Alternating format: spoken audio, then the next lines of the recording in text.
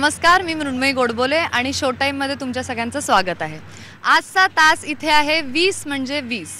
तर त्यात आज आपण काही अतिशय इंटेलिजंट दिसणाऱ्या विद्यार्थ्यांचे आपण त्यांना गणिताचे काही प्रश्न विचारूयात आणि ही मुलं काय दिवे लावतायत हे आपण जरा बघूयात। तर मुलांनो, मेघा बागेत फिरत असते। हे कशाला फिरत असते तू बागेत? थांबा थांबा, गणिताचा तास आहे। हां, तर मेघा बागेत फिरत असते आणि तिला एक चिक्कूचं झाड दिसतं। तर मेघा 5 चिक्कू तोडते। हां, तिच्या घरी आहेत 3 चिक्कू। तर आता मेघाकडे किती चिक्कू झाले? 8। क्या बात है, क्या बात है, 8। ग्रेट। आता मेघा 8 चिक्कू घेऊन निघते। वाटेत तिला भेटते मृणाल। मृणालकडे आहेत 40 चिक्कू। तर आता दोघींकडे मिळून किती चिक्कू झाले? 48। क्या बात है, क्या बात है, वा वा वा। आता साहिल चोर असल्यामुळे त्यातले 22 चिक्कू साहिल चोरतो। तर साहिलकडे किती चिक्कू झाले आता? 26। नाही, त्यांनी 22 चिक्कू चोरले, त्यामुळे साहिलकडे 22च चिक्कू आहेत। अरे अरे अरे अरे अरे, द्या काठी, तुम्ही रिझाईन करा। बरं, आता आपण ह्यांना प्रश्न विचारूयात। साहिलकडे आहेत 22 चिक्कू, मेघाकडे आहेत 26 चिक्कू। तर 22 गुणिले 26 वजा 40 भागिले 250 किती होतात?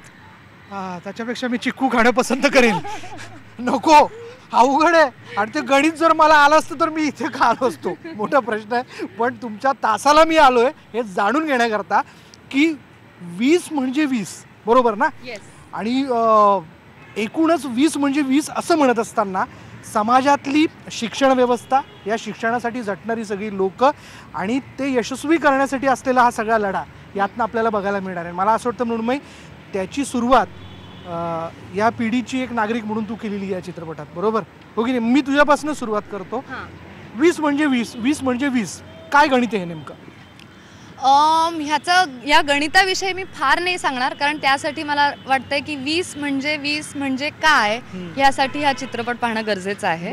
पण एका वडिलांची अपुरी इच्छा एक मुलगी पूर्ण करण्याचा प्रयत्न करते, ती मुलगी मी आहे। आणि त्या प्रवासात मला ही काही द्वाड मुलं भेटतात आणि त्यांची जमवाजम करत त्यांना शिकायला मिळावं अशी परिस्थिती निर्माण करण्याचा हा प्रयत्न आहे। Okay okay. आणि ही अशी काठी पण वेळेवरती ते घ्यावी लागते सगळ्यांसाठी? नाही नाही नाही, अजिबात नाही। हे अशी जी काही माणसं आहेत जे असे काही उपाय शोधतात त्यांना मारण्यासाठी म्हणून ही काठी आहे, मुलांना मारण्यासाठी म्हणून। मी शैलजा, मी इथे शाळा चालवायला आली। काय तुझ्यामुळे आता शाळेची घंटा परत वाजायला लागेल, पोरांच्या उन्हाळ्या संपलीस कसा शांतपणे?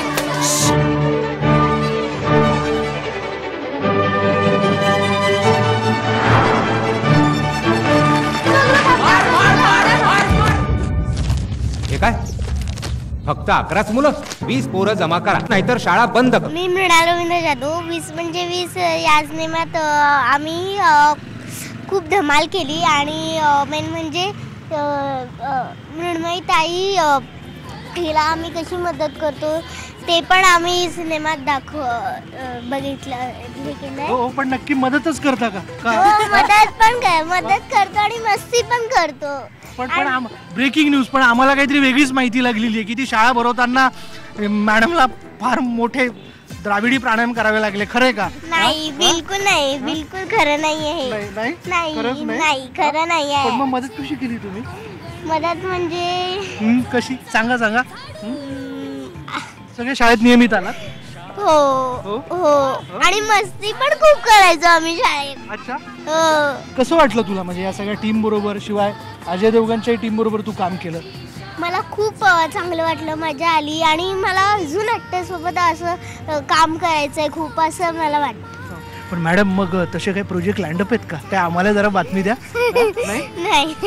नाही। मॉनिटर खूप उलट सगळ्या मुलांमध्ये हाच खूप मस्ती करायचा आणि स्वतःला खूप अभ्यास वगैरे समजायचा। ओके, आपण मॉनिटरकडे जाऊयात। मॉनिटर हे पद फार मानाचं असं म्हटलं जातं, पण या मॉनिटरला बऱ्याच गोष्टी सहन कराव्या लागतात, बऱ्याच गोष्टी लक्षात ठेवाव्या लागतात, तब्येत पण व्यवस्थित आहे त्यांची आणि त्यांना काय म्हणायचं आपण जरा त्यांच्याकडनं जाणून घेऊ. काय म्हणणं आहे तुमचं, म्हणजे एकूण हे म्हणजे मॉनिटर हे पद तू भूषवलं? खूप म्हणजे सहन शक्ती खूप असायला लागते तुमच्याकडे मॉनिटर असण्यासाठी. म्हणजे सहनही होत नाही आणि सांगता येत नाही कारण दोन्ही गोष्टी सांभाळायच्या आहेत, मुलांना पण सांभाळायचं आहे आणि शिक्षिकेला पण सांभाळायचं आहे. अच्छा. कारण कधी कधी असंही व्हायचं की मुलं शांत असायची पण शिक्षिका खूप मस्ती करायची. यातली जी शाळा आहे या शाळेमध्ये काही समस्या पण येतात.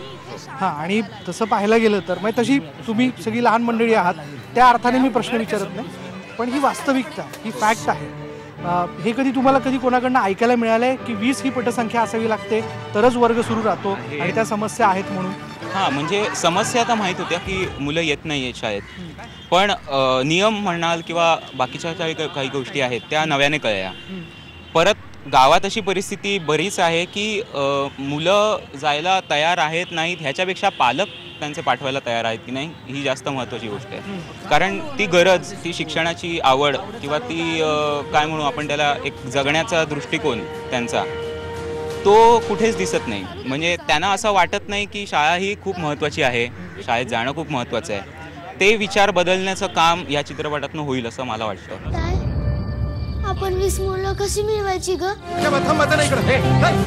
तुमची शाळा गेली उडत. शाळेत गेला मला मदत कोण करणार? अंजुम शाळेत येणार नाही. काय बोलू होणार पोरांचं शिकून?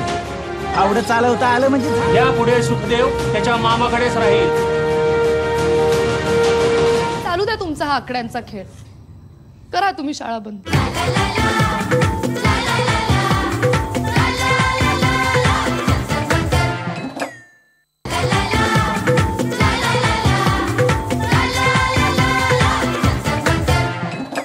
मृण्मयीकडे जाऊयात, तिला विचारूयात की मृण्मयी, पुरोगामी म्हणवल्या जाणाऱ्या या महाराष्ट्रामध्ये ही वास्तविकता आहे, ही शिक्षण व्यवस्था आहे आणि त्यातली समस्या आहे. एकाच गोष्टीवर हा चित्रपट भाष्य करत नाही तर अनेक समस्यांवरती हा चित्रपट भाष्य करतो. पालकांची मानसिकता असेल, विद्यार्थ्यांची मानसिकता असेल, शिक्षण व्यवस्थेचे नियम असतील, पण त्या सगळ्या गोष्टीशी झुंजणारे काही प्रतिनिधी समाजात आज इथे उपस्थित आहेत. त्या सगळ्यांचं तू प्रतिनिधित्व करते किंवा तुझी भूमिका त्यांचं प्रतिनिधित्व करते असं म्हणता येईल? नाही, हे मला वाटतं की थोडंसं मोठं आहे. ते तितकं मोठं नाही आहे खरं तर. या मुलीची सुरुवात इथूनच होते की हे तिच्या वडिलांचं स्वप्न असतं आणि ते काही कारणांमुळे त्यांना पूर्ण करता येत नाही, म्हणून ती हे स्वतःवर घेते आणि ती म्हणते ठीक आहे मी हे करीन. आणि जसं माझं मृण्मयी म्हणून जो प्रवास झाला की मला हा सिनेमा जसा कळत गेला तसं मला ह्या समस्यांविषयी कळत गेलं आणि हे खरं आहे आणि अशा खरंच प्रॉब्लेम्स आहेत आणि आज ही परिस्थिती आहे गावात. हे जसं मला मृण्मयी म्हणून कळत गेलं तसंच शैलजालाही ते कळत गेलं आणि क्षणोक्षणी ती त्या गोष्टींशी डील करत पुढे गेली. त्यामुळे ती काही सुपर हिरो किंवा रेव्होल्युशनरी नाही आहे, ती एक साधीच मुलगी आहे, पण असंच अशा साध्या लोकांकडनंच असं काहीतरी घडतं. त्यामुळे म्हणजे हाच खरं तर तिचा प्रवास आहे. पण का मॅडम या सगळ्यांमध्ये द्वाड कोण होतं सगळ्यात जास्त? आत्ता उपस्थित असलेल्यांपैकी मला वाटतं साहिल हा क्रमांक 1चा द्वाड आहे. म्हणजे मला आठवतंय मी त्याला मारलंय, मी त्याला चावलंय, खूप त्यांनी ओरडा खाल्लाय सगळ्यांकडनं, डिरेक्शन टीमकडनं, माझ्याकडनं, मोहितकडनं. आम्ही काही लोक त्याच्या अंगावर बसलोय, तो असा आडवा पडलाय, तो रडलाय, तो पळून गेलाय सेटवरनं वगैरे. त्यामुळे आज त्यांचं प्रतिनिधित्व करणारा आज साहिल आमच्याबरोबर आहे. द्वाड लोकांचं, द्वाड विद्यार्थ्यांचं. आणि सगळ्यात गोड कोण होतं त्याच्यात? सगळ्यात गोड मला वाटतंय त्याबद्दल काही डाऊटच नाहीये, कारण की तेव्हा ती अजून छोटीशी होती आणि ती सगळ्यांचे डायलॉग्स म्हणायची. म्हणजे ती पहिल्यांदा वर्गात आली आहे तरी सुद्धा ती माझे डायलॉग्स चालू असताना तिचं असं समोर ती माझेही डायलॉग्स म्हणायची, तिचेही डायलॉग्स म्हणायची, असं सुपर प्रॉम्प्टिंग चाललं होतं. हो, आपापलंच तिचं एक चालू असायचं. पण मग किती छोटी होती आपण जरा बघूयात, किती मोठी झाली. ये बरं तू, किती छोटी आणि किती मोठी झाली. बरं किती छोटी होती शूटिंगच्या वेळी? हा इकडे बघ कॅमेराकडे. हा किती छोटी होती? पहिली दुसरीत असेल. हा पण एवढी? हा मग आता किती झाली, किती मोठी झाली? एवढे मी बघू.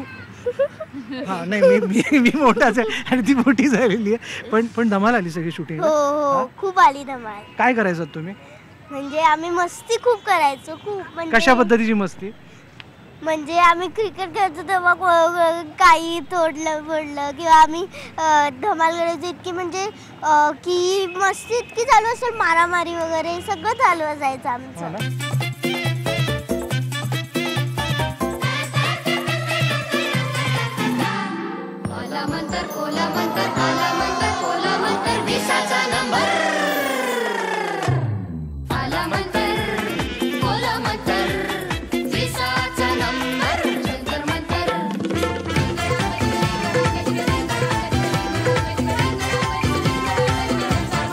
एकूणच 20 म्हणजे हा सगळा जमून आलेला आहे आणि विद्यार्थी आहेत.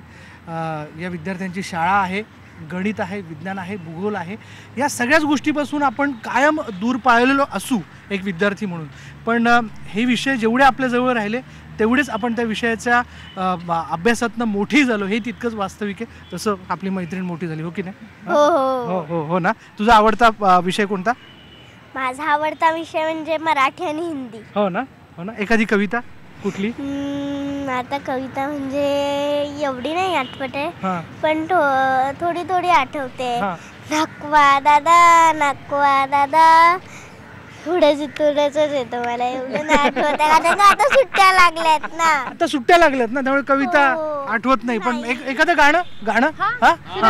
Okay, 1 2 3 start. आला मंतर कोला मंतर विसाचा नंबर जंतर मंतर. आला मंतर कोला मंतर विसाचा नंबर जंतर मंतर. त्याला हे जंतर मंतर काय घडलंय ते कशातनं कळणार आहे तर आपल्याला 20 म्हणजे 20.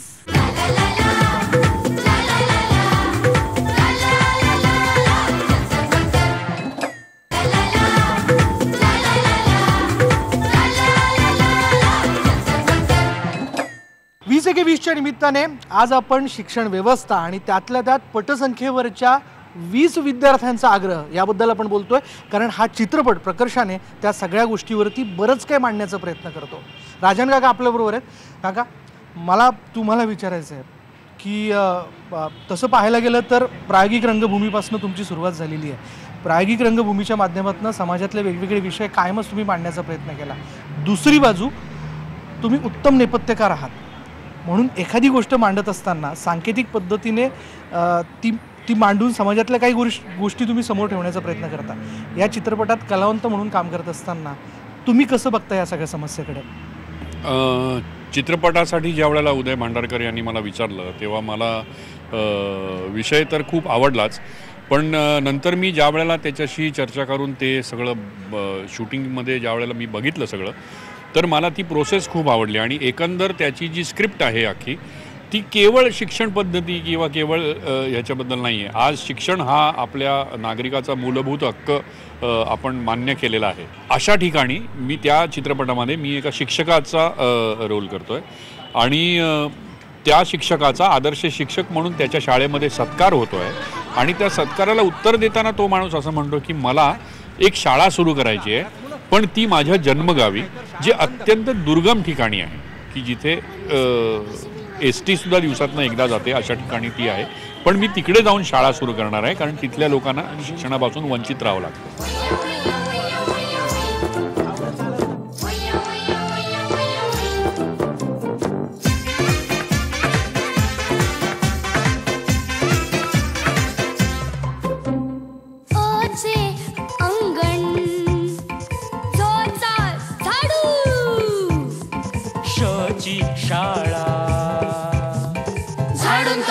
त्या मुलांची एकंदर प्रवृत्ती कशा असतात, त्या भागात राहणारे म्हणजे खेड्यात राहणारी मुलं ती फार इनोसंट आणि अशी नसतात, ती पण वांड असतात, खूप मस्तीखोर असतात खूप. आणि ते उदय भांडारकरांनी फार सुंदर केलं आहे. मृण्मयींनी अगदी त्या मुलांच्यामध्ये त्यांच्या लेवलवरती जाऊन काम केलं आणि खूप छान झालं आहे. मला असं वाटलं की त्या मुलांचा इनोसन्स आणि मुलांची एनर्जी ही भल्या भल्या नटांना गारद करते, असा माझा अनुभव आहे.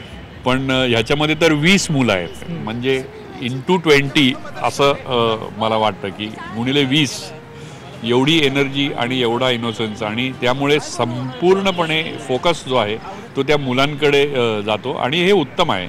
म्हणजे त्याच्याबद्दल काही तक्रार नाही, पण खूप छान पद्धतीने तो उदयनी त्यांच्याकडनं सगळं काढून घेतलंय.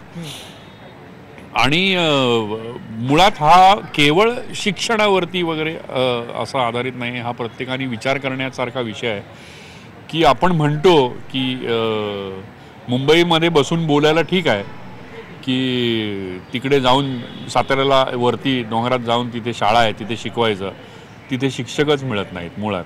म्हणजे तुम्ही शाळा भले सुरू करा पण तिथे शिक्षक तर पाहिजेत की नाही चांगले. तर चांगले शिक्षक मिळणं ही सुद्धा आपल्या समाजाची आत्ता गरज आहे. या विषयाची व्याप्ती खूप मोठी आहे आणि त्याच्यावरती आपण सगळ्यांनी विचार करायला पाहिजे. कारण ज्या पद्धतीचे प्रॉब्लेम्स त्याच्यामध्ये मांडलेत ह्या आमच्या सिनेमामध्ये की त्यातला एक पालक असं म्हणतो की अहो तुम्ही ह्याला जर शिकायला घेऊन गेला शाळेमध्ये तर शेतात कोण काम करेल. म्हणजे खूप छोटे प्रॉब्लेम्स आहेत पण ते आहेत त्यांचे प्रॉब्लेम्स. त्या आपल्याला ते असे नाकारून नाही चालणार. आणि ह्या सगळ्या गोष्टींचा विचार करायला लावणारा चित्रपट आहे. फक्त शिक्षणावरती किंवा फक्त 20 पटसंख्या असं नाही आहे. ते समाजातल्या प्रत्येक मुलाची प्रवृत्ती, त्यांची वागण्याची पद्धत, त्या ठिकाणी असणारा त्या शिक्षणाबद्दल असणारी आस्था. मला नेहमी असं वाटतं की जोपर्यंत तुम्ही शिकत नाही तोपर्यंत त्याची तुम्हाला हाव वाटत नाही. एकदा तुम्ही शिकायला लागलात की तुम्हाला तो नाही अजून शिकायला पाहिजे. पण जर अशिक्षित असलात तर त्या शिक्षणाचं तुम्हाला महत्त्वच कळत.